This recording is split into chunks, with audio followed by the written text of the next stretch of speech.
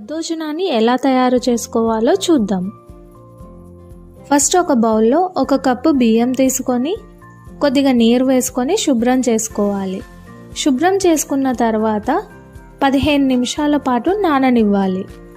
1 cup బియ్యంకి 3 కప్పుల నీరు పోసుకొని మెత్తగా ఉడికించుకున్న తర్వాత చల్లారబెట్టుకోవాలి. చల్లారబెట్టుకున్న అన్నంలో 250 గ్రామ్స్ మీగడ తీయని పెరుగుని వేసుకోండి. మీగడ పెరుగు వేయడం వల్ల చాలా కమ్మగా ఉంటుంది. తర్వాత 1 గ్లాస్ గోరువెచ్చని పాలను వేసుకోండి. పాలు పోయడం వల్ల దద్దోజనం పులిపెక్కదు. తర్వాత 1.5 స్పూన్ ఉప్పు వేసుకొని బాగా మిక్స్ చేసుకోవాలి. అన్నం కలిపేటప్పుడు గట్టిగా ఉంటే మరింత పెరుగు పాలను వేసుకొని కలుపుకోండి.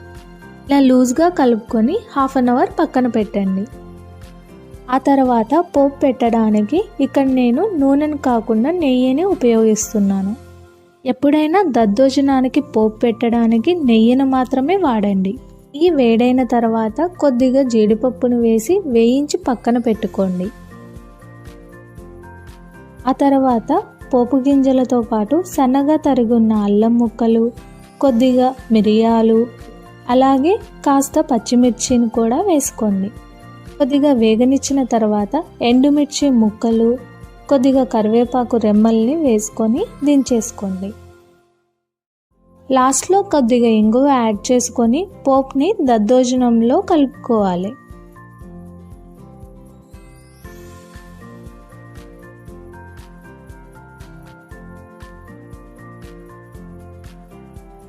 అలాగే సన్నగా తరుగున్న కొత్తిమీరతో పాటు వేయించి పెట్టుకున్న జీడిపప్పును కూడా వేసి బాగా కలుపుకోవాలి.